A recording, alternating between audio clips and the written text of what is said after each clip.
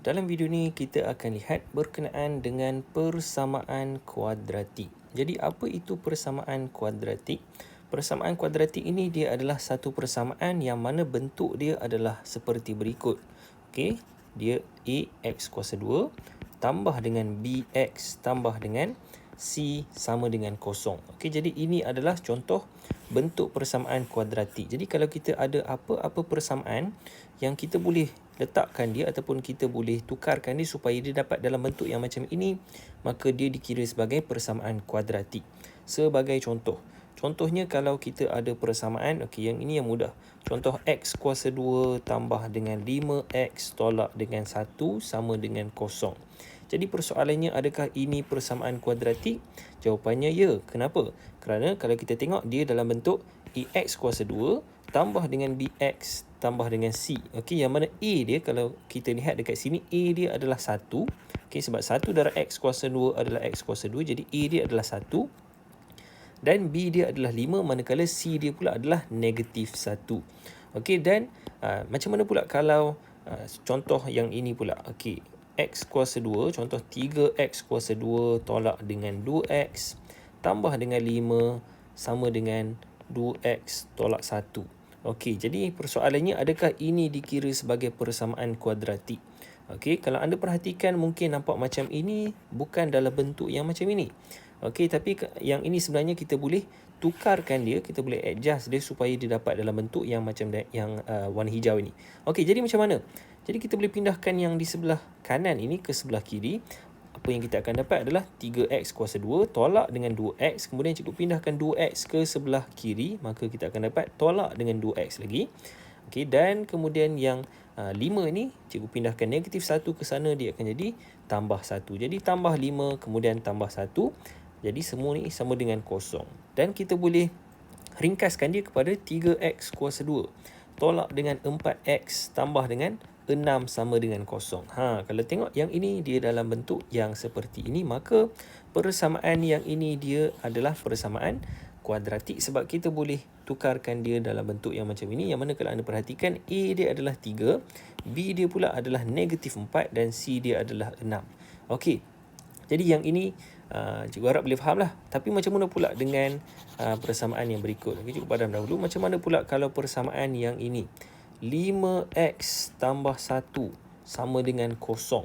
Okey, adakah ini persamaan kuadratik? Kalau anda perhatikan, dia tidak ada ungkapan x kuasa 2. Okey, dia cuma ada x dan juga pemalar iaitu 1 ini. Okey, jadi yang ini dia tidak dikira sebagai persamaan kuadratik walaupun anda mungkin boleh kata a dia sama dengan kosong. Okey, dia adalah kosong x kuasa 2 tambah dengan 5x. Tapi untuk persamaan kuadratik, a tidak boleh jadi kosong. Okey, jadi dia wajib ada x kuasa 2 barulah dia dikira sebagai persamaan kuadratik.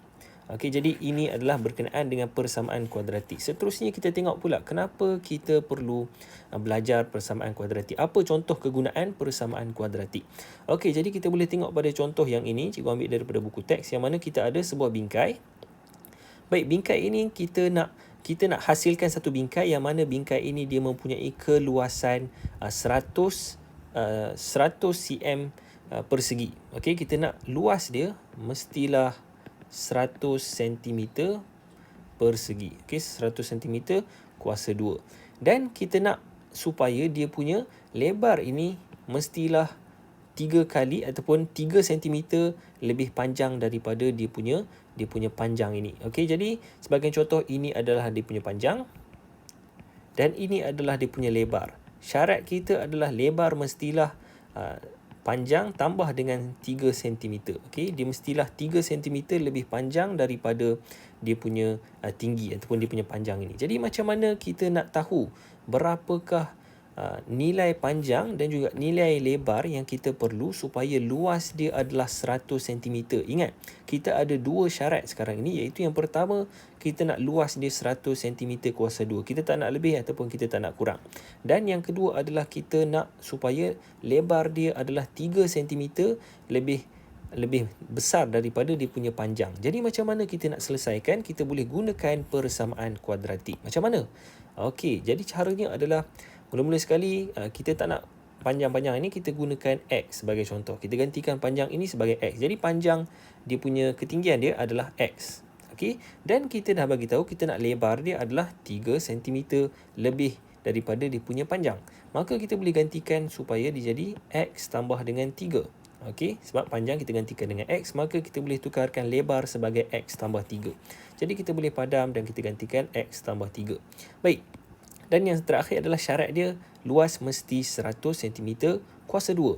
Dan kita kena ingat luas untuk segi 4. Apakah rumus dia? Rumus dia adalah dia punya tinggi ini ataupun panjang dia darab dengan dia punya lebar dia. Okey, ataupun dalam kes kita ini kita boleh buat X darab dengan X tambah 3. Maka kita akan dapat X darab dengan X tambah 3. Ini adalah dia punya luas dan kita nak luas dia adalah 100 cm kuasa 2. Okey.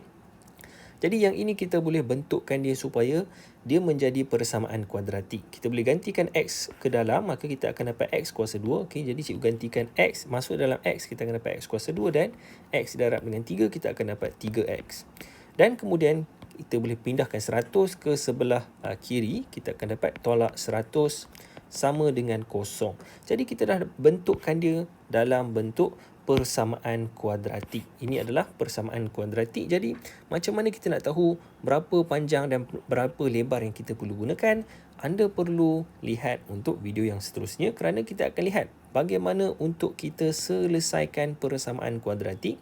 Jadi bila kita selesaikan persamaan kuadratik, kita akan tahu berapakah nilai X yang kita perlu gunakan dan seterusnya kita boleh tahu berapa lebar dia. Jadi kita jumpa lagi pada video yang seterusnya. Jangan lupa untuk like dan juga subscribe. Kita jumpa lagi dalam video yang akan datang.